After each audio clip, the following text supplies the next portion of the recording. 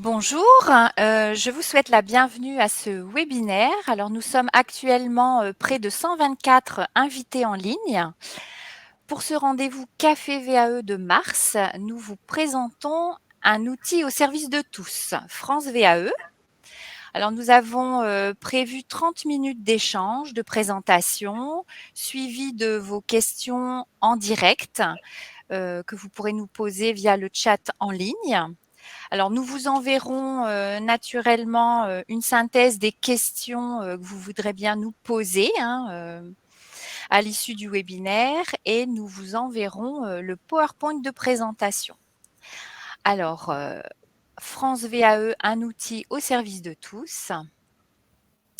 Alors, je suis donc Béatrice Roland, chef de projet Intervalle et responsable du DAVA de Lille, dispositif académique de validation des acquis. Et j'ai le plaisir d'animer ce Café VAE ce matin en compagnie de Corinne Fang, que je vais laisser se présenter. Bonjour à toutes et à tous, je suis Corinne Fang, conseillère VAE au Centre de validation de l'éducation nationale de Valenciennes et également sur une antenne à Cambrai. Merci Corinne. Et Daniel Imperator, donc. Bonjour à toutes et à tous, donc Daniel, conseiller VAE au centre de validation d'Hénin-Beaumont, et j'anime une antenne sur Douai et une antenne sur Arras. Alors, je vois beaucoup de bonjours dans le chat. N'hésitez pas aussi à vous présenter pour permettre à chacun et chacune de valoriser son poste et le lieu d'exercice. Alors, au sommaire, France VAE, le portail du réseau des DAVA, le rôle des acteurs de la VAE, trouver mon DAVA, choisir le diplôme, l'espace candidat et les contacts. Alors, France VAE, portail du réseau des DAVA. Alors, un petit rappel peut-être sur ce qu'est un DAVA. Un DAVA est un dispositif académique de validation des acquis qui dépend du ministère de l'Éducation nationale et il existe donc un DAVA par académie, soit 30 DAVA. Alors, les DAVA délivrent donc la recevabilité pour les diplômes du CAP au BTS, les diplômes co-signés, moniteur éducateur, éducateur spécialisé, éducateur technique spécialisé, les mentions complémentaires et aussi les diplômes de gestion et comptabilité. Alors, les DAVA donc représentent un réseau national de 30 DAVA qui ont une mission de service public du ministère de l'Éducation nationale. L'objectif de ces services donc sont de conseiller, d'accompagner les particuliers et les entreprises dans tous les projets de VAE. Et dans leur mission, donc ces dispositifs académiques de validation des acquis, ces services disposent d'un portail pour l'ensemble des DAVA, donc ce portail France VAE qui est l'objet de notre présentation de ce matin. Alors, nous souhaitions démarrer la présentation donc de l'interface France VAE. La diapositive que vous avez devant vous, c'est l'interface. Donc, si vous vous connectez à France VAE, vous allez arriver sur cette interface. Et notre déroulé, je dirais qu'on l'a choisi en vous mettant en avant par rapport à la présentation, c'est-à-dire que vous, en tant qu'acteur de la VAE et non pas candidat, vous avez aussi un espace dédié sur ce site. Et là, je vais laisser la parole à ma collègue Corinne qui va vous donner un peu plus de détails sur ce bouton. Voilà, merci Voilà. Corinne. Oui.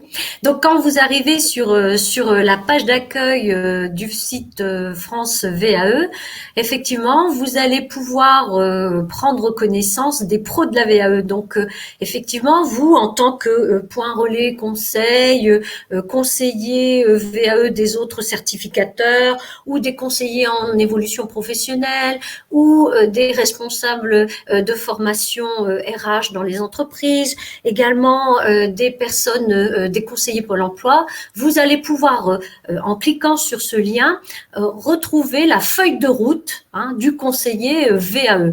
Donc effectivement, dans un premier temps, vous allez retrouver un certain nombre d'informations sur le rôle du conseiller VAE à chaque étape de la procédure et de la démarche de VAE.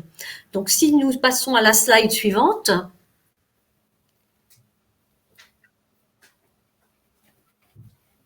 Vous allez effectivement, sur cette page dédiée à cette étape, retrouver les grands moments de la VAE. C'est vrai que la première chose, bien sûr, c'est de prendre contact. Donc, soit vous le faites pour la personne que vous accompagnez, ou la personne le fait directement. Mais voilà, ça c'est le premier moment important de la démarche, c'est prendre contact pour avoir de l'information. Et le conseiller, effectivement, qui va accueillir votre candidat ou la personne que vous avez orientée, va l'informer sur les modalités de l'étape de la VAE, des étapes de la VAE, et donc donner toutes les informations étape par étape jusqu'à la date des jurys, par exemple. Voilà, c'est vraiment l'ensemble de la procédure. Une fois que effectivement la personne a cette information, bien le conseiller va essayer de cibler le diplôme le plus pertinent par rapport à l'expérience professionnelle. Donc ça, c'est vraiment la première étape, et elles sont décisives. Ensuite, une fois que le dossier, le diplôme est bien ciblé, on va pouvoir donc aider la personne à constituer sa demande de recevabilité et l'aider à constituer ce dossier de recevabilité. Et ça va faire l'objet justement de l'explication que Daniel va nous donner par la suite lorsqu'il va présenter l'espace candidat. Et à partir de cet espace, le candidat va pouvoir faire sa demande. Le conseiller, lui, va recevoir cette demande, il va l'étudier, et une fois que le candidat aura obtenu sa recevabilité, il va passer à la troisième étape. Troisième étape où il va devoir rédiger un dossier de validation. On lui expliquera également qu'il peut bénéficier d'un accompagnement et on lui donnera les détails de cet accompagnement. Et ensuite, on lui donnera bien sûr les dates, et ça préalablement, on lui donnera les dates de jury pour qu'il puisse être convoqué à ce jury. Et lors de cet entretien, effectivement, on va détailler, le jury va être là pour lui poser des questions sur son dossier et sur sa pratique professionnelle. Donc voilà, vraiment, vous connaissez déjà les grandes étapes. Voilà, et donc cet onglet vous permet de retrouver ces grandes étapes de la VAE. Merci Corinne. Alors vous êtes professionnelle, vous orientez, je dirais, les candidats vers l'interlocuteur privilégié, expert VAE, pour trouver effectivement le DAVA le plus proche du candidat. Alors là, je te laisse la parole, Corinne, pour prendre le second bouton, on va dire. Bien sûr. Donc là, effectivement, c'est important. Une fois que effectivement le candidat est intéressé par la VAE, il va vouloir vérifier auprès d'un conseiller, de savoir si son projet est envisageable. Il va donc prendre contact avec le DAVA le plus proche de chez lui. Donc, comment doit-il s'y prendre? Il va cliquer bien sûr sur l'onglet, et sur la slide suivante, le candidat va pouvoir indiquer le code postal de sa ville et trouver le DAVA le plus proche de chez lui. Il y retrouvera les coordonnées complètes, le nom, l'adresse, le numéro de téléphone et l'adresse mail. Mais il pourra également trouver des réunions d'information collective. Donc, il y a des programmations qui sont faites et le candidat peut s'inscrire directement pour participer à ces réunions d'information collective pour avoir son premier degré d'information. S'il ne peut pas, par exemple, d'avoir tout de suite un rendez-vous, il veut avoir déjà une première information sur le dispositif de VAE, va pouvoir participer à ces réunions d'information collective. Très bien. Alors, j'ai donc trouvé le DAVA le plus proche de chez moi. Une seconde étape, c'est effectivement choisir le diplôme. Donc, en fonction de son projet professionnel, de son vécu professionnel, effectivement, le candidat a peut-être déjà une idée du diplôme vers lequel il sent qu'il pourrait réussir cette VAE. Donc, il va cliquer sur « Choisir mon diplôme ». Alors là, vous allez retrouver l'ensemble des diplômes qui sont proposés par l'Éducation nationale, le ministère de l'Éducation nationale, et trouver les référentiels. Alors, qu'est-ce que c'est que ce référentiel? C'est la colonne vertébrale du diplôme, c'est le cahier des charges du diplôme, et ça permet de mesurer les concordances, mais également les écarts par rapport au vécu professionnel et le diplôme visé. Donc, si nous cliquons sur choisir mon diplôme, voici sur les 2 slides qui vont arriver les différents diplômes qui sont accessibles par la VAE et proposés par l'Éducation nationale. On va retrouver le CAP, la mention complémentaire de niveau 3, le bac pro, le brevet professionnel, le brevet des métiers d'art, la mention complémentaire niveau 4 et le diplôme de moniteur éducateur. Quand on passe au niveau 5, on a le brevet de technicien supérieur, les BTS. Ce sont vraiment beaucoup de diplômes que on nous demande, hein, c'est majoritairement cela. Ensuite, au niveau 6, nous allons avoir effectivement les diplômes de comptabilité, les diplômes co-signés, qu'on appelle co-signés, qui sont les éducateurs spécialisés, les éducateurs techniques spécialisés, la conseillère en économie sociale et familiale, mais également les DN-MADE, diplôme national des métiers d'art et du design. On passe à un niveau supérieur, on sera sur les diplômes supérieurs de comptabilité, encore un diplôme supérieur, un diplôme d'expertise comptable. Voilà l'ensemble des diplômes proposés et à chaque fois que vous allez cliquer sur un, vous allez trouver le diplôme avec son intitulé et sélectionner le référentiel qui vous intéresse. Merci Corinne pour cette entrée en matière. Alors là, dans notre logique, vous êtes, vous, en tant que professionnel, informé grâce à l'onglet au bouton pro, hein, on va dire sur l'interface. Le candidat a trouvé le DAVA le plus proche de chez lui. Il a peut-être trouvé ou déjà envisagé le choix du diplôme. Ce que nous vous proposons maintenant, c'est d'entrer vraiment dans l'espace candidat et de vous expliquer comment s'organise le traitement de la demande au niveau, donc, sur France VAE, pardon, nous sommes bien sur les diplômes de l'Éducation nationale. Hein, c'est une interface Éducation nationale.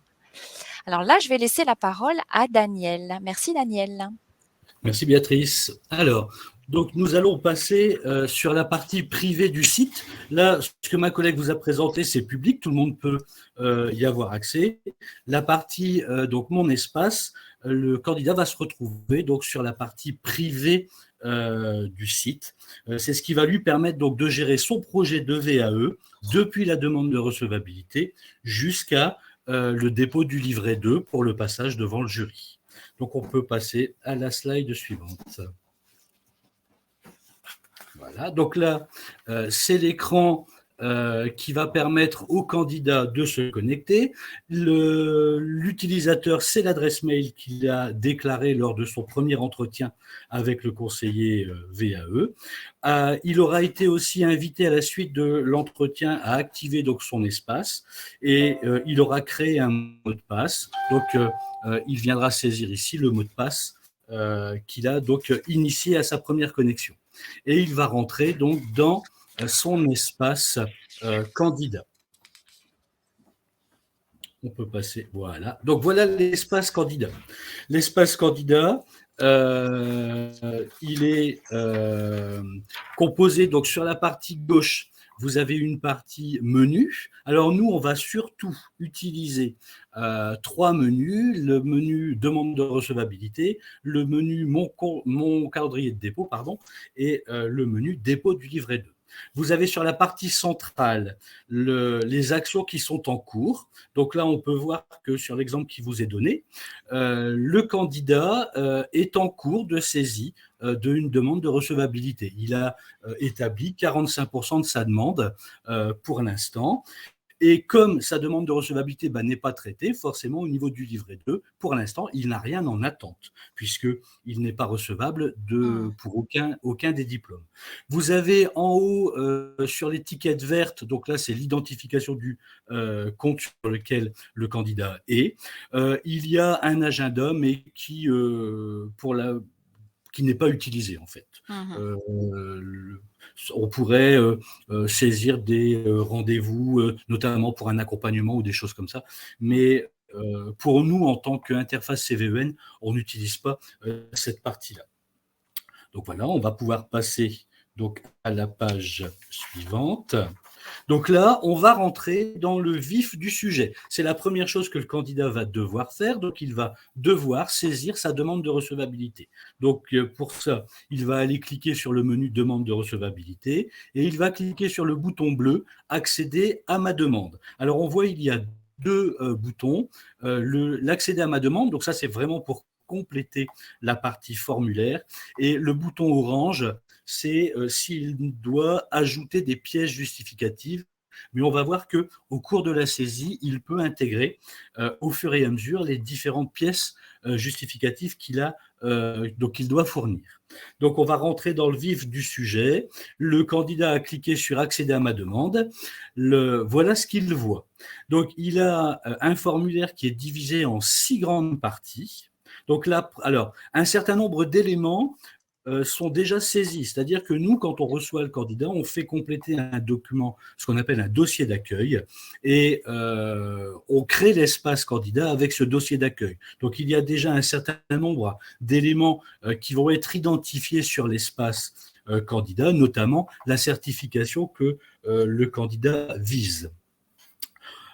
Donc ensuite, à chaque fois, vous avez sur la partie droite en bas un bouton suivant, donc pour passer au maillon suivant, et vous avez aussi un bouton sur la gauche, alors quelquefois sur la gauche, quelquefois au centre, qui vous permet au candidat de sauvegarder sa demande où il en est, si il veut interrompre sa saisie et y revenir plus tard. Donc il sauvegarde et comme ça, il peut revenir un peu plus tard pour continuer sa saisie.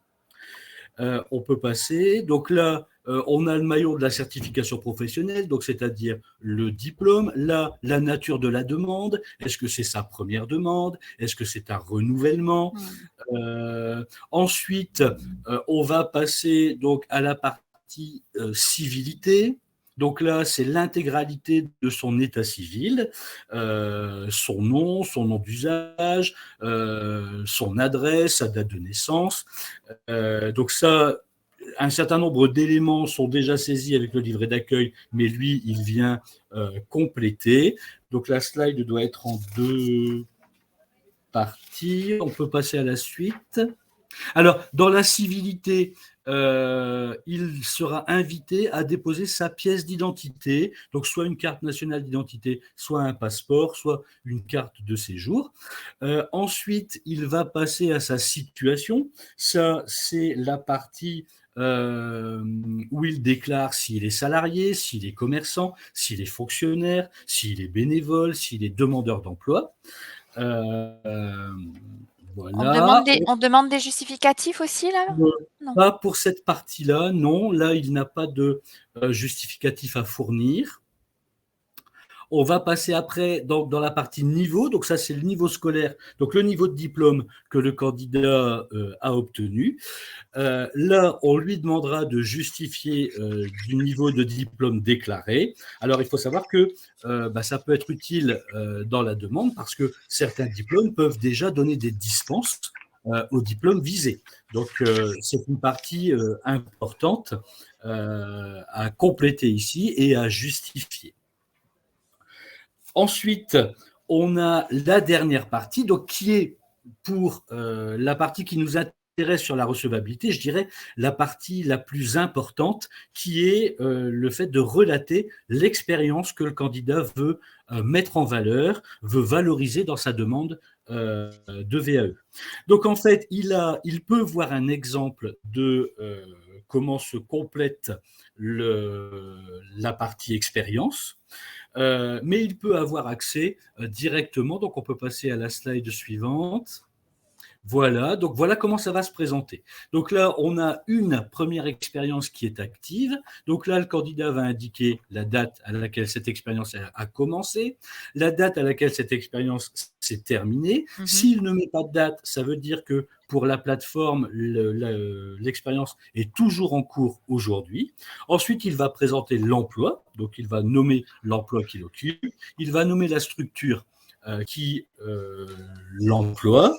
Et puis, il a un pavé libre dans lequel il va expliciter les activités, donc les missions qui lui sont confiées au jour le jour. Donc, ça peut être relaté une journée type, ça peut être relaté une semaine type, ça peut être… donc là, c'est à lui de venir nous décrire le maximum de choses de ce qu'il fait au quotidien dans son emploi. Nous, cette partie-là, elle est très importante parce qu'elle va nous permettre de mesurer avec le référentiel du diplôme dont ma collègue vous a parlé tout à l'heure, l'écart qu'il y a entre l'expérience du candidat et le diplôme qu'il vise. Et ça va permettre donc de rédiger ce que nous on appelle l'étude personnalisée que nous adresserons au candidat lors de l'étude de sa recevabilité. Ensuite, vous avez la partie du bas qui va permettre de déterminer le nombre d'heures donc effectuées dans l'expérience, puisque au niveau de la VAE, il faut une année d'expérience et justifier d'au moins 1607 heures. Donc, c'est une année en équivalent temps plein. Et donc, si son expérience, je dirais, dépasse les 1607 heures et que le contenu est vraiment complet par rapport au diplôme qu'il vise, le candidat peut se satisfaire de ne mettre qu'une expérience. S'il manque des heures, le candidat devra donc cliquer sur le petit pavé de droite pour ajouter une deuxième expérience. Même chose, il va recommencer, date d'entrée, date de sortie, nom de l'emploi, journée type, et puis le nombre d'heures. Quand il a ces 1607 heures, le candidat va être invité à mettre en justificatif soit une attestation de l'employeur qui indique le nombre d'heures effectuées. Il faut vraiment que le document joint indique ce nombre d'heures effectuées, ou alors il va mettre ses fiches de paye qui vont nous permettre d'additionner le temps de travail et de vérifier que les 1607 heures sont bien réalisées dans sa déclaration. Donc là, il a terminé pour sa partie expérience. Il faut vraiment donc qu'il ait en tête qu'il doit couvrir, je dirais, ses missions habituelles, mais aussi quelquefois des choses qu'il a pu faire à différentes occasions et qui peuvent venir appuyer ses connaissances pour le passage devant le jury. Donc ensuite, si le candidat n'a pas complété, n'a pas mis par exemple sa pièce d'identité ou n'a pas mis la photocopie de son diplôme au moment où on lui demandait, donc là, la plateforme va lui récapituler un petit peu les documents manquants. Donc là, si on regarde dans l'exemple qui vous est donné, il manque pour ce que le candidat a complété, donc dans la partie identité, il n'a pas mis sa pièce d'identité, il manque donc un fichier, il sera invité à déposer ce fichier avant de pouvoir envoyer sa demande. Une fois que ça c'est fait, donc il a aucun fichier manquant, il peut cliquer sur le bouton vert, envoyer ma demande, et donc ça va avoir pour effet de nous envoyer sur notre plateforme à nous le livret complet avec les justificatifs. Donc là, nous allons prendre connaissance de ce livret. Nous allons vérifier que le livret est complet et que les documents qui sont fournis correspondent bien à ce que nous attendons, c'est-à-dire qu'on voit bien ce qui est écrit dessus, ce sont bien les documents que nous attendons, il y a bien les 1607 heures. Sinon, on invitera le candidat donc, à venir compléter sa demande de recevabilité. Donc, dans ces cas-là, il se reconnectera à son espace et il verra les éléments qu'il doit venir compléter. Si la demande est complète, on pourra nous traiter la recevabilité. Alors, une fois qu'il aura géré donc, tous ces fichiers qui sont ici, il reste une dernière étape quand il clique sur « Envoyer ma demande ». Donc, on peut passer à la… Voilà. Et c'est la partie donc, qui correspond sur le CERFA où on demandait aux candidats de cocher et de signer donc son attestation sur l'honneur.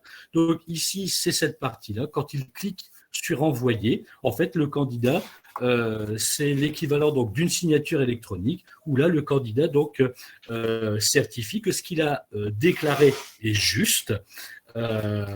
Donc voilà, c'est vraiment l'équivalent de l'attestation sur l'honneur que le candidat signait avant de façon manuscrite sur le CERFA que l'on faisait remplir.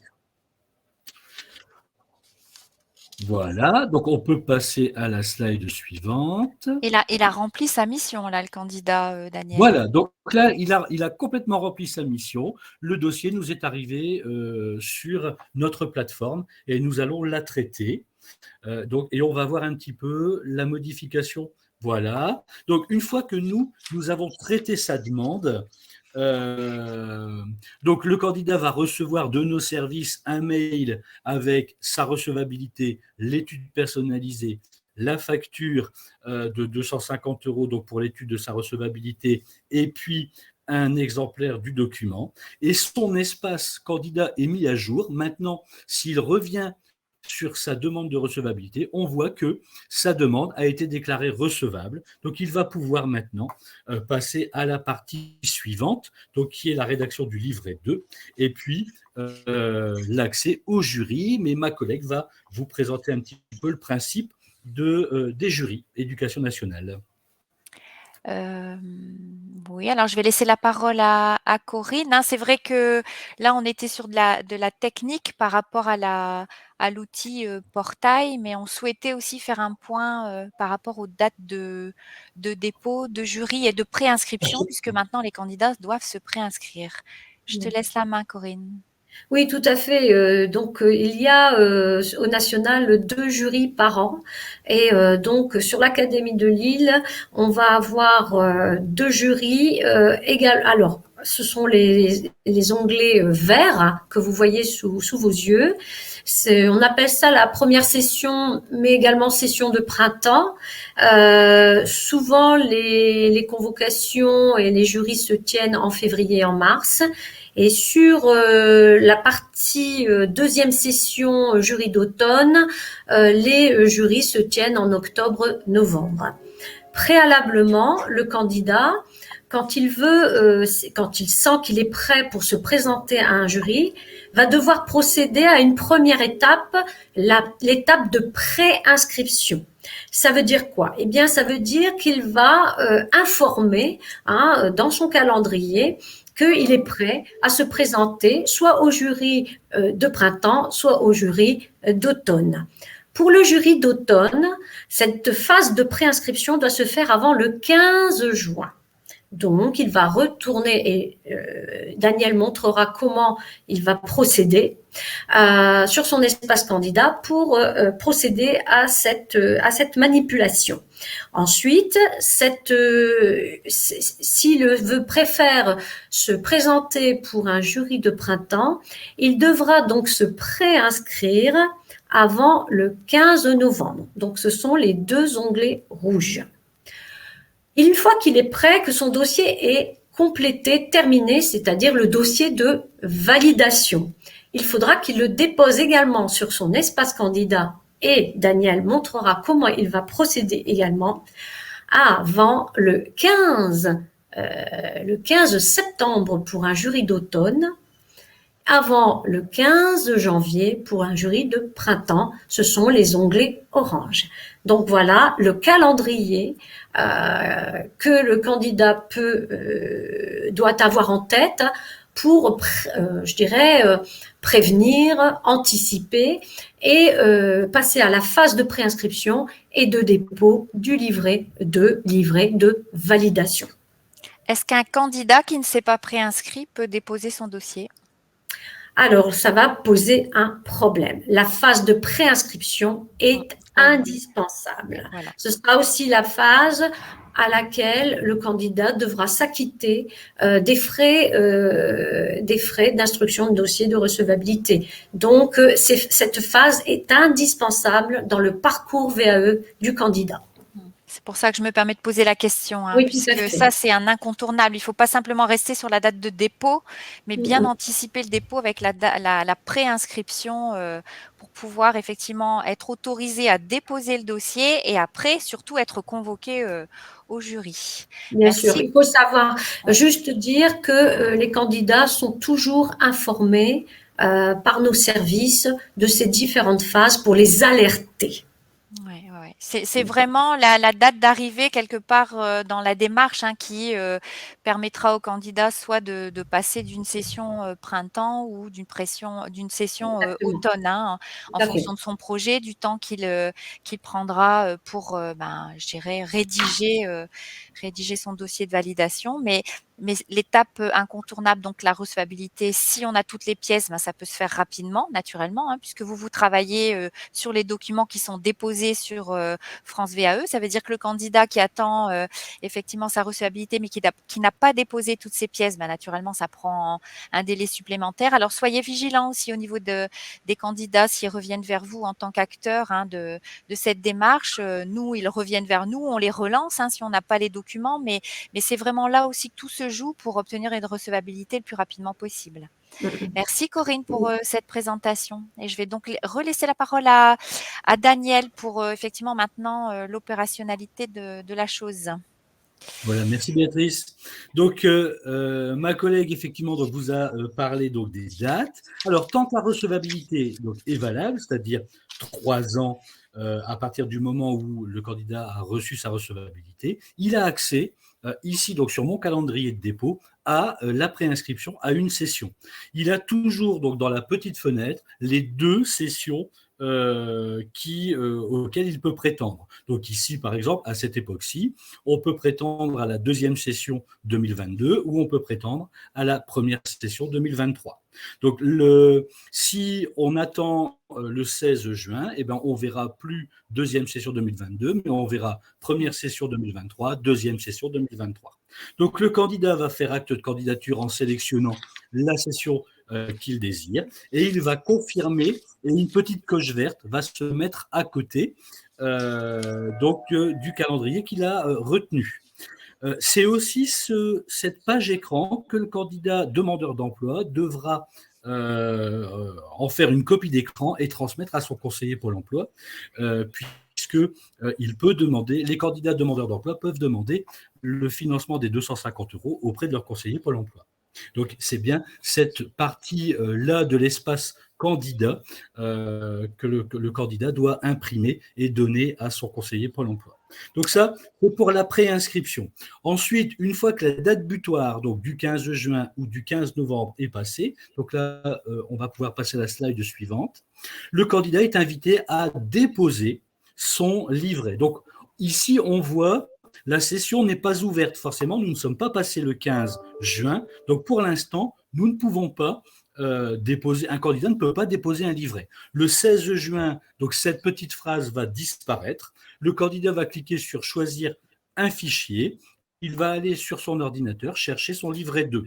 Son livret 2 doit être au format PDF et il ne peut dépasser 100 mots.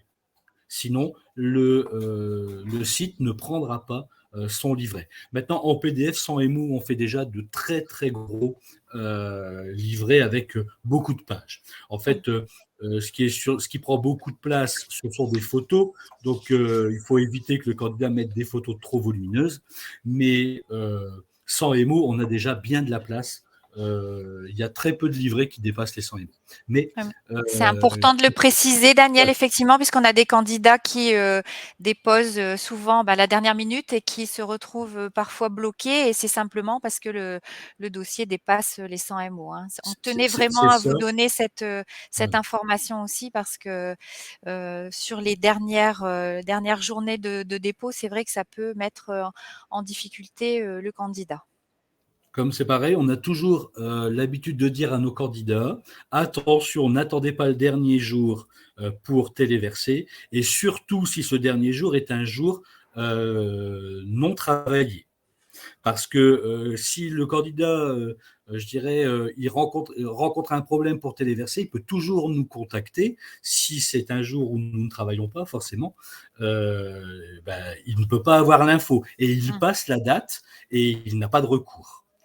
Donc, il faut vraiment que le candidat ait ça en tête. Si le 15 septembre ou le 15 janvier est un dimanche ou un samedi, qu'il prévoit de déposer son livret le jeudi ou le vendredi en cas de problème. Qu'il puisse au moins nous contacter et que nous puissions voir qu'effectivement, il tente de déposer son livret pour éviter de le coincer et de devoir le reporter à une session ultérieure. Très bien, merci. Je pense que nous avons fait le tour de la question. Alors, vous êtes acteur de la VAE, vous avez donc votre espace qui vous est réservé, donc pro, hein, comme l'expliquait Corinne, pour vous donner des informations sur la démarche. Le candidat, à partir du moment où il a choisi de s'engager dans la démarche, il doit naturellement suivre le process que Daniel vient de vous présenter en suivant bien les dates de préinscription et de dépôt.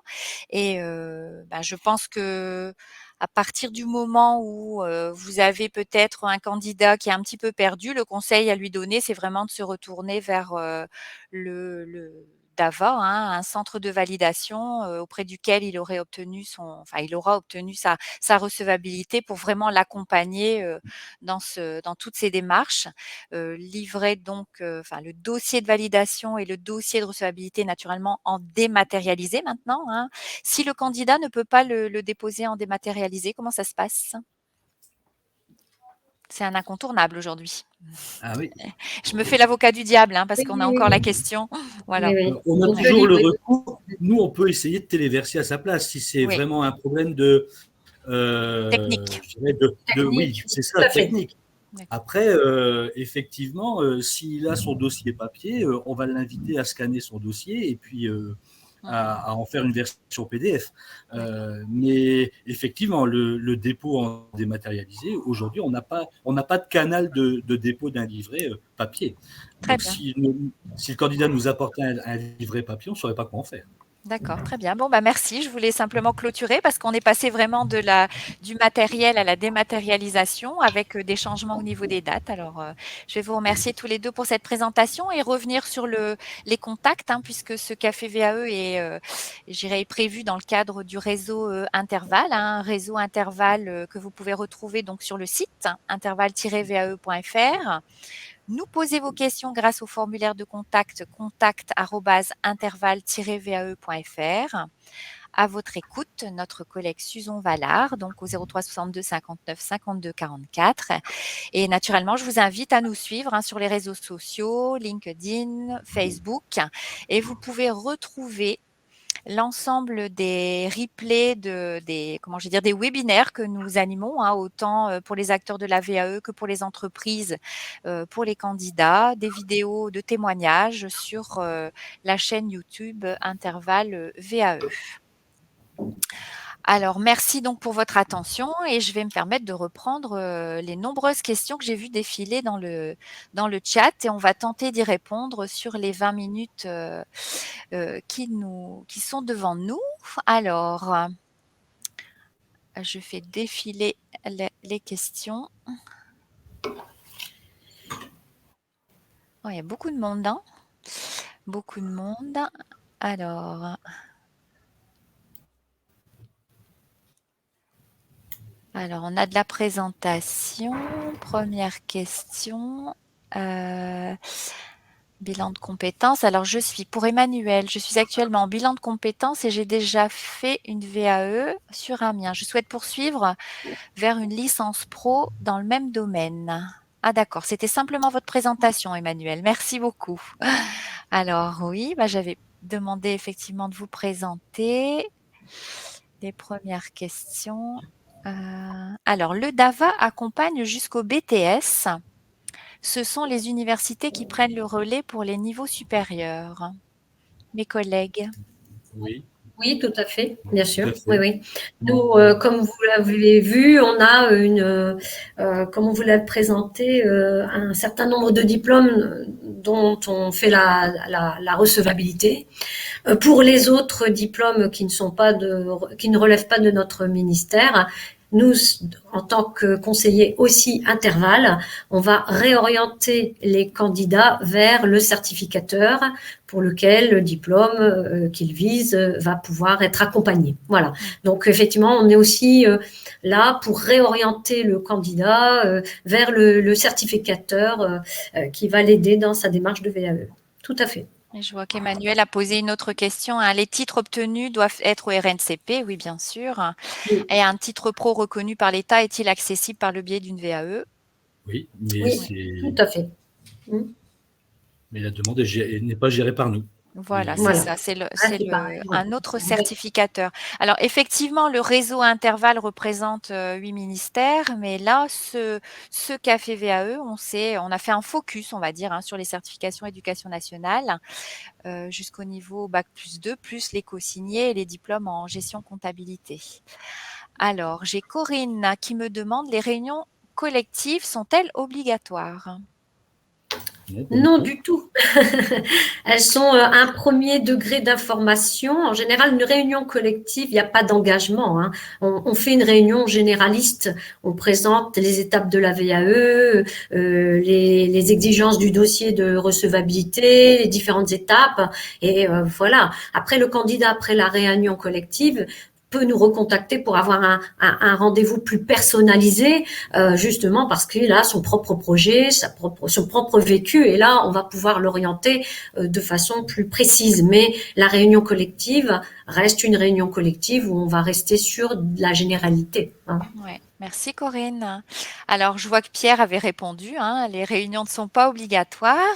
Et Sandrine, on ne peut pas retrouver le diplôme par secteur d'activité par rapport à notre présentation. On entre bien par niveau, Corinne ou Daniel? C'est bel et bien par le niveau, et effectivement, quand un candidat ou une candidate se sent perdu dans tous ses diplômes, tous ses niveaux, oui, il n'y a que le rendez-vous, je dirais, individuel qui permet justement de trouver quelque chose qui soit un petit peu plus sur mesure, parce qu'effectivement, tout le monde ne connaît pas l'ensemble des intitulés. On a quand même plus de 600 diplômes à l'éducation nationale, donc je comprends que on aimerait bien dire, voilà, je fais tel métier, donc quand je suis boulanger, on va trouver facilement les diplômes qui tournent autour de ces métiers. Mais quand c'est des choses un petit peu plus générales, ou voilà, c'est un petit peu plus compliqué. Là, il faut vraiment qu'on soit dans une démarche acupuncture. Vous voyez ce que je veux dire? Quelque chose de bien plus précis pour aider le candidat à cibler le diplôme le plus pertinent. D'où l'intérêt de l'entretien avec le conseiller. Et Thierry qui me dit aussi rien sur les RH. C'est sûr qu'on n'entre pas par le secteur d'activité ou le service dans lequel on travaille. On est vraiment sur une première information, on va dire, sur France VAE par rapport à quelqu'un qui a l'idée du diplôme qu'il souhaite viser. Et là, il peut découvrir effectivement le référentiel. Mais je dirais que l'intérêt, c'est plutôt que de prendre contact avec le conseiller qui va accompagner cette démarche de choix. Alors, pour les diplômes niveau master non répertoriés chez vous, y a-t-il un autre interlocuteur à connaître? Alors, Amélie, moi, je dirais, vous pouvez vous connecter sur le site Interval, et là, vous avez la cartographie en Hauts-de-France des collègues, je dirais, sur ces niveaux de certification. Alors, pour les diplômes master, il faut se tourner vers les universités. Il n'y a plus de dossier papier. Je pense qu'on a répondu donc à la question par rapport à la question posée. Ah, pardon. Ça dépend de quel dossier.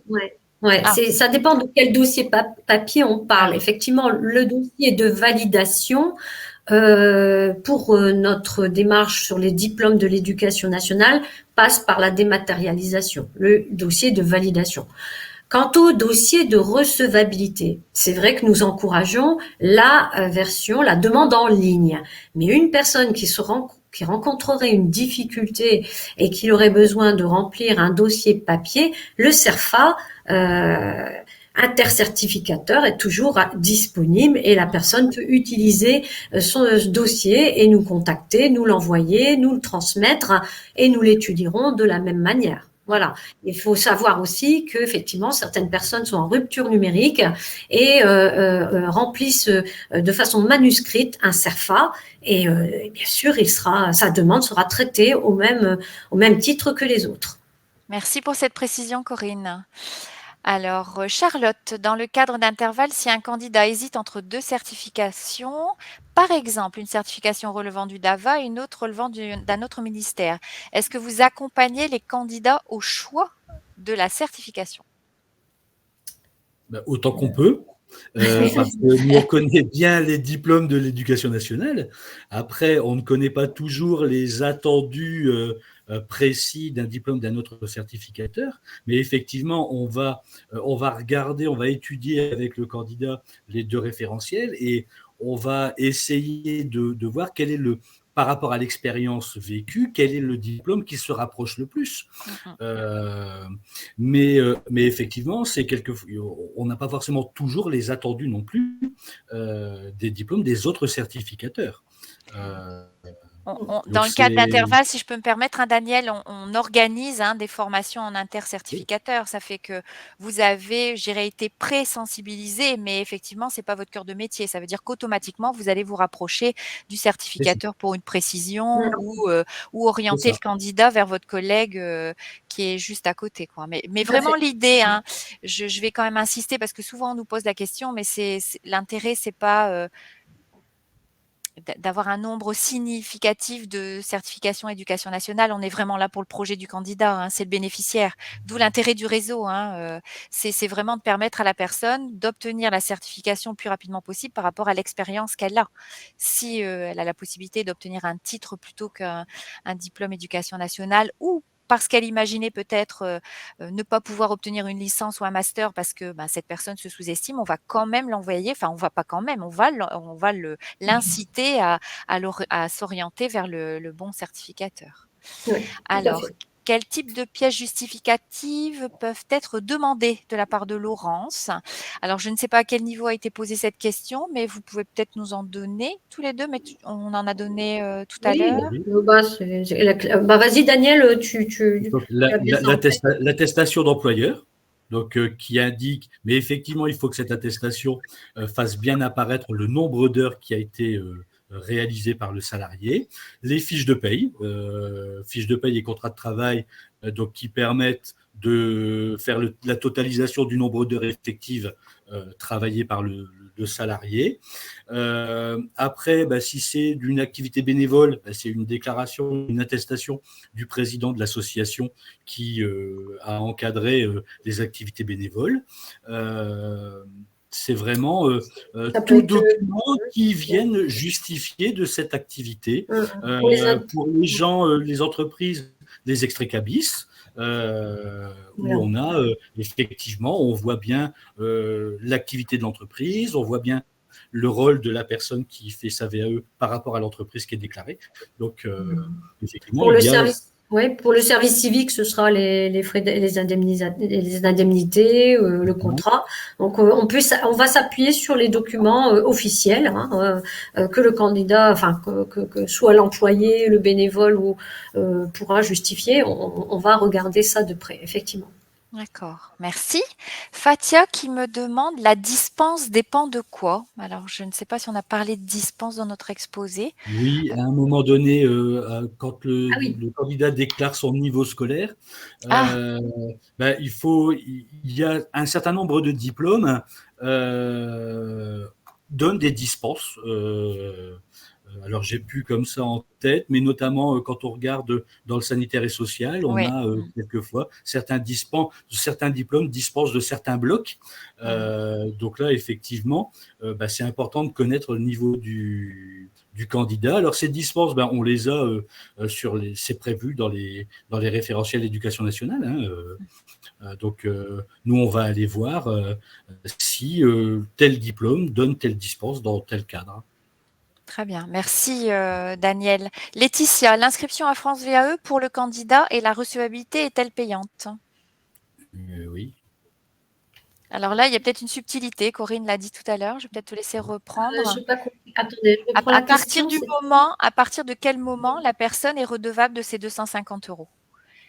Alors là, Si, je vais revenir, hein, ouais. c'est les fameuses dates dont on a parlé juste avant, c'est-à-dire qu'un candidat qui voudrait se présenter à un jury d'automne va devoir s'acquitter avant le 15 juin de ses frais.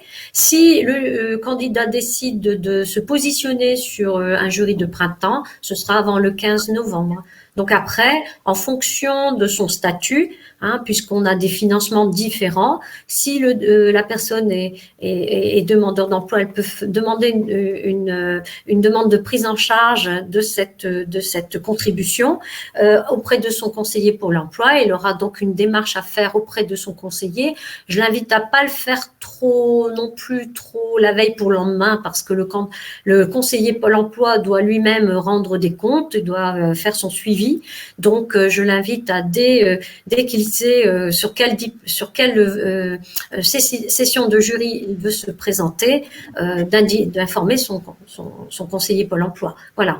Pour ce qui concerne des salariés, selon le financement qu'ils vont déclencher, si c'est le CPF, il pourra, grâce à la facture qui lui sera transmise lors de sa recevabilité, accéder à cette ligne hein, de CPF hein, pour pouvoir déclencher ce paiement. Hein. Voilà, donc tout est ciblé. En tout cas, chaque situation, le candidat aura l'information au moment de la recevabilité. Merci Corinne. Combien de temps avant la demande de VAE l'expérience doit être réalisée? Oui. On va dire sur combien d'années on peut, j'irais, remonter par rapport à l'expérience. Ah oui, d'accord. Je pense, hein, je pense. Oui, je pense que Daniel, on est d'accord là-dessus, c'est que, ben, effectivement, plus on est éloigné, hein, l'expérience est éloignée de la date de demande de recevabilité, plus ça peut être un frein, puisque sur certains métiers, les évolutions sont telles que la pratique qu'on a eue il y a 10 ans et celle qu'on a maintenant risque de poser problème au candidat s'il n'a pas réactualisé cette pratique. Il faut quand même être réaliste par rapport à ça. Après, je dirais que c'est du cas par cas quand même. C'est du cas par cas, on regarde. Ça dépend les contextes d'emploi, ça dépend l'évolution du métier. C'est vrai que dans le numérique ou dans la comptabilité ou dans certains domaines, les pratiques ont tellement évolué en une dizaine d'années que plus la demande est tardive par rapport au vécu professionnel, ça risque d'être vraiment très compliqué. Voilà, on va être honnête. Je pense que c'est vraiment l'idée d'analyser l'expérience au regard du référentiel et de permettre à la personne de valider. Hein, même si on a l'intitulé du métier ou du poste qui n'a pas changé, mais on a quand même des activités qui doivent être dans un contexte actuel, hein, réalisées dans un contexte actuel. Alors, Olivier, à partir de quel moment doit-on rédiger une convention d'accompagnement et quelles étapes sont facturées aux candidats? Alors nous, on ne parle pas de convention au niveau de la recevabilité. Par contre, une convention, c'est plus à partir du moment où le candidat sera accompagné sur son dossier de validation. Alors, il se peut, voilà, je vais revenir sur les 250 €. Effectivement, parfois, certains candidats qui sont salariés ont la possibilité d'être aidés par leur employeur. Donc, dans ce cas-là, effectivement, puisque la facture est adressée au candidat, au nom du candidat, et on va procéder à ce qu'on appelle une convention de tiers qui permettra à l'employeur d'acquitter les 250 €. Voilà, ça c'est un moyen. Si on parle de convention, pour les 250 €, ça se fera dans ce cadre-là. Oui, c'est vrai, Corinne, tu as raison. Convention, je le vois pour l'accompagnement, mais on a aussi des entreprises qui financent ces 250 €. Oui. Alors, Martine, les 250 € sont à régler par le CPF, oui, ils peuvent. Oui. Martine, excusez-moi Daniel, vous venez de dire que le candidat paie 250 € pour la recevabilité, une erreur. car ce n'est pas payant en principe. Oui, alors là, on est revenu, on règle les 250 € à partir du moment où on dépose son dossier. C'est un incontournable. Il faut avoir, je dirais, financé ces 250 € pour le dépôt. Alors, est-ce que ce calendrier est le même dans toutes les régions? Alors, il y a 2 sessions de jury, ça c'est certain. Voilà. Après, selon les académies, il va y avoir des fois des différences de modalités.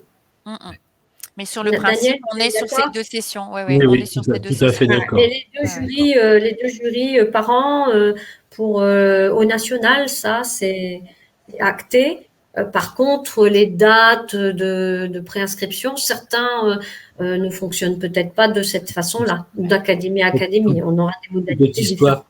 Tout est histoire d'organisation du département des examens et concours. Donc, après, effectivement, nous, à Lille, on travaille de cette façon.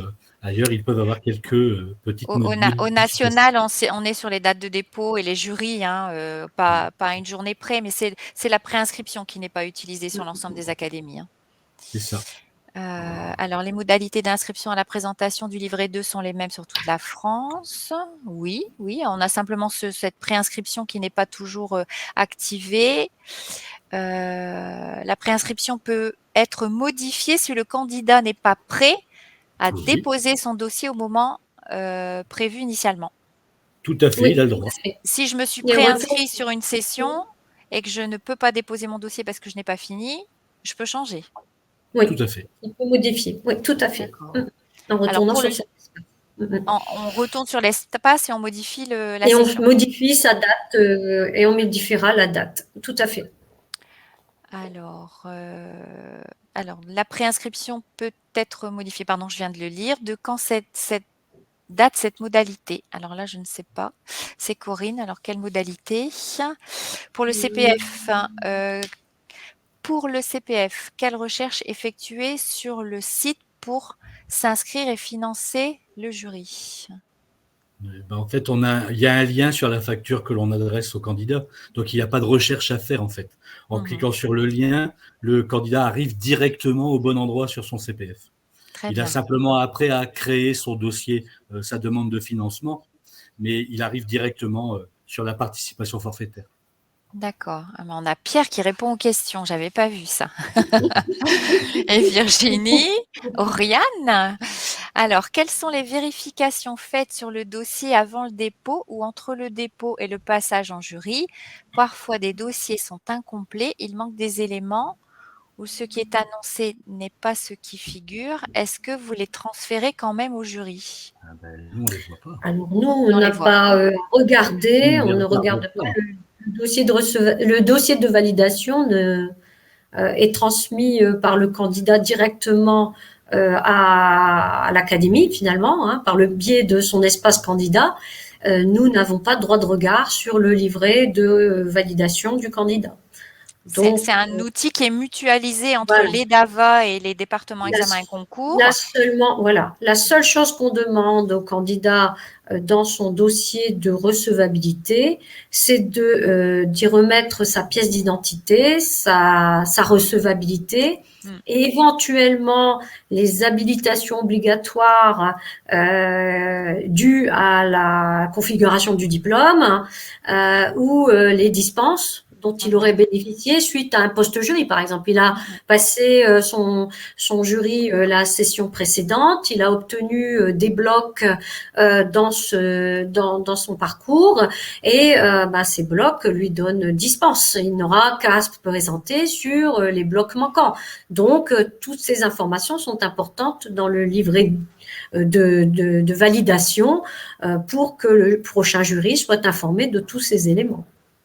On va dire que le dépôt fait foi quelque part. Le candidat dépose son dossier sur la plateforme et ce dossier est récupéré par la division examen et concours grâce à ce dépôt. Ça veut dire que nous, on n'est pas du tout dans la chaîne intermédiaire.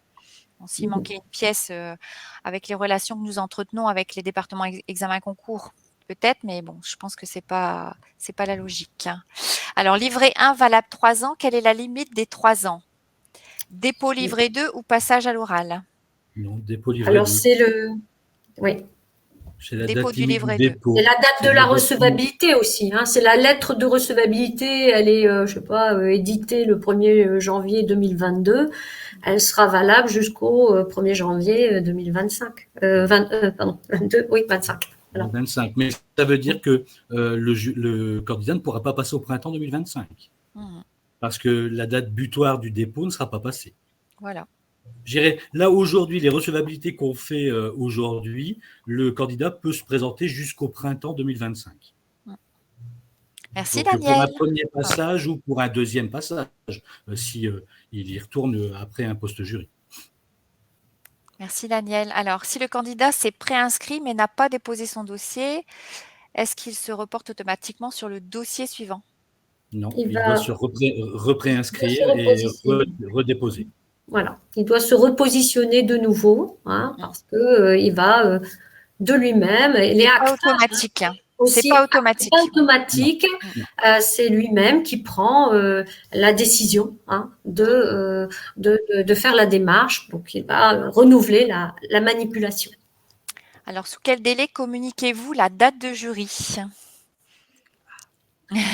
Alors, Alors, je vais Ah, c'est répondre. compliqué parce que c'est pas nous. oui, Bah oui, alors c'est la département examen et concours qui organise les jurys, hein, pour Lille, hein, et bah, nous obtenons les dates à partir du moment où, le département examen et concours nous les communique. C'est-à-dire qu'ils ont organisé les jurys et ils nous envoient effectivement, les, comment je vais dire? Les dates de jury, alors en fonction des niveaux, hein. Généralement sur Lille, on a, par niveau, de telle date à telle date, les jurys BTS ou les jurys CAP ou les jurys BP s'organisent. Voilà. Alors, passage à l'oral, retour sur les frais, merci.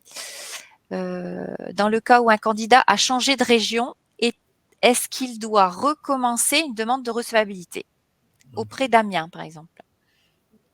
Non, non. son dossier va être transféré. Transféré, oui. Il va demander le On transfert. utilise donc au niveau du candidat France VAE, mais l'interface au niveau des DAVA est le même sur toute la France. Ça veut dire que le dossier, on va le transférer sur une autre académie. En cas de validation partielle, combien de temps a le candidat pour obtenir les validations complémentaires? La durée de sa recevabilité. Voilà. Alors, merci auprès du DAVA. Il garde les blocs acquis tant que le diplôme existe. Ouais. Il n'y a pas de durée de validité, mais tant que le diplôme existe, hein. Voilà, c'est Alors, ça. quand vous dites que le DAVA accompagne, vous parlez de l'étape d'accompagnement au livret 2 ou de l'étape 1? Alors, ça dépend des DAVA. Sur Oui. le DAVA de Lille, on est sur le dossier de recevabilité. Sur d'autres DAVA, on fait dossier de recevabilité et dossier de validation. Alors, suite en région Île-de-France, les exigences, je vois qu'on répond. Sont possibles. Le webinaire est-il enregistré? Oui, bien sûr, Laetitia, vous avez accès au replay. Alors, les 250 € sont dus au moment de la préinscription. Que se passe-t-il si le candidat oublie de téléverser le livret 2 ou reporte son dépôt? Il change se pas. représentera à une prochaine session. Les 250 € seront payés, donc ils sont payés pour les 3 ans. Donc après, c'est plus le problème. Le passage devant le jury est-il un passage obligatoire pour la validation? Oui, Et oui. Chez nous, il est partout maintenant. Ce passage devant jury est obligatoire. Oui. Alors, le renouvellement d'une recevabilité est-elle payante? Alors, ça dépend les cas. Donc, je dirais que si on est sur un poste jury, non, puisque la recevabilité est valable 3 ans. Si effectivement on dépasse le délai des 3 ans, la personne redémarre finalement une démarche. Donc là, elle va devoir de nouveau s'acquitter des 250 € lorsqu'elle va redémarrer cette démarche. Voilà. Elle a 3 ans, elle n'a pas présenté pendant les 3 ans qui lui étaient impartis. Elle est de nouveau dans une nouvelle démarche. Voilà, elle a consommé ces 3 ans, je dirais. Ouais. Voilà. Merci Mais Corinne. c'est important de Ouais. savoir que effectivement, le candidat, il a quand même la main dans la mesure où c'est lui qui décide hein, quand il va se présenter devant le jury. Donc voilà, c'est important qu'il il a tous les éléments pour pouvoir anticiper et de voir un petit peu comment il peut s'organiser. Et nous nous chargeons des relances pour Oui. permettre aux candidats d'être dans les délais. Hein. Alors, une dernière question, Léa. Est-on obligé de faire la demande dans le Nord par rapport à son adresse de domicile ou peut-on faire la demande dans n'importe quelle académie? Y a-t-il des cas particuliers qui nécessiteraient de faire la demande auprès d'un autre département? La demande de Alors, recevabilité. la demande de recevabilité, elle est faite près du centre le plus proche de chez soi. Il est arrivé dans notre académie, par exemple, qu'une personne finalement, enfin, moi j'ai vu une personne qui travaillait plutôt sur l'île et donc préférait être sur l'île, c'est tout à fait envisageable. Ouais. Après, au niveau d'une autre académie, hein, c'est ça. Hein, Oui. L'idée, c'est est-ce que c'est lié à l'adresse du domicile ou est-ce que on peut déposer une demande de recevabilité dans n'importe quelle académie? Je vois pas l'intérêt. naturellement, Ouais, ouais. voilà, naturellement, le DAVA qui va recevoir sa demande va orienter vers Le DAVA le plus l'habitation, proche. Ouais. le DAVA le plus proche de la résidence. Mm, Après, mm, mm, mm. c'est vrai que je ne connais pas vraiment, à part des déménagements. Donc, voilà les cas de figure qu'on a eu, des Ouais, ouais. déménagements. On a transféré les dossiers, ils ont démarré avec nous, mais on a transféré les dossiers. Mais il est logique de se rapprocher comme du lieu, du DAVA le plus proche de chez soi.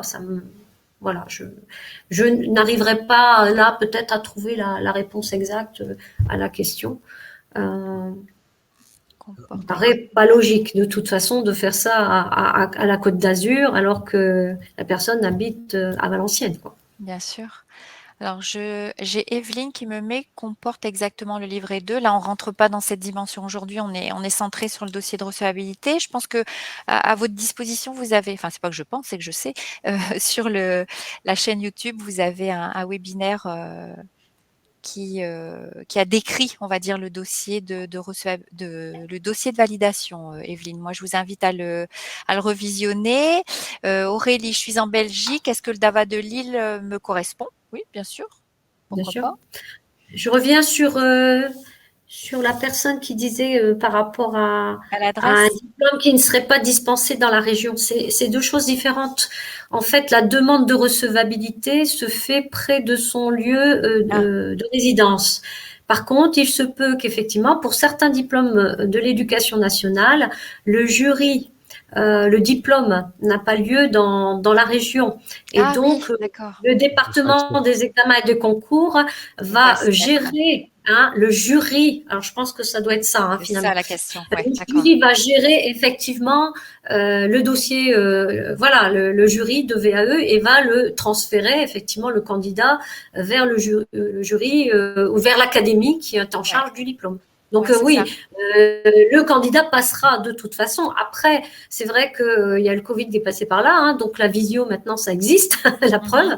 Et donc il y a énormément, enfin il y a des choses qui se font au niveau des jurys Ouais, en visio et les candidats passent devant le jury en visio. Donc il y a oui. des organisations tout à fait souples par rapport à un passage devant le jury, si c'est Ouais. la question qui était Oui, posée. c'est ça. Léa a Je noté que pense, hein, c'était je la pense. question. Oui, oui. Ouais. Je pense que c'est C'est ça, voilà. Ouais. c'est gentil d'avoir précisé, Léa. Oui, oui. Il y a une différence entre je demande mon dossier, enfin ma recevabilité, la recevabilité à Voilà, côté de chez moi, mais en même temps, si le diplôme n'est pas dispensé dans l'académie, effectivement, c'est le département examen et concours qui se met en relation avec le département examen et concours pour organiser le jury, s'il n'a exactement. pas lieu dans l'académie. Voilà. Bah, je pense que on va clôturer cette présentation.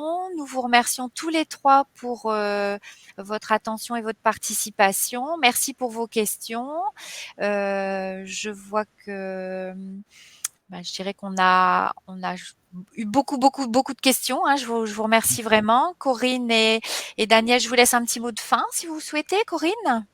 Ben, nous, voilà, moi je suis sur Valenciennes, je suis également sur le Mardi sur l'île. Donc voilà, si vous avez besoin d'informations, n'hésitez pas à nous contacter. Contactez Mondava, bah, c'est vous aussi. Vous pouvez nous trouver au plus proche de chez vous, tout près de vous, pour vous accompagner dans cette démarche. Merci Corinne et Daniel. Moi, je vais remercier tout le monde aussi. Je vais dire la même chose que ma collègue, hein. Effectivement, nous sommes toujours là, disponibles pour répondre à toute question qui pourrait se poser. Et puis, effectivement, on est sur l'antenne des Nains, Douai ou Arras, mais il n'y a pas de souci. Au téléphone, on peut répondre à toutes sortes de questions. Merci à tous les deux pour cette présentation. Je vous invite à nous rejoindre, hein, le jeudi 28 avril, hein, tout savoir sur le financement pour les demandeurs d'emploi. Je vous souhaite à tous une belle journée et encore merci pour votre attention. À bientôt. Merci, au revoir.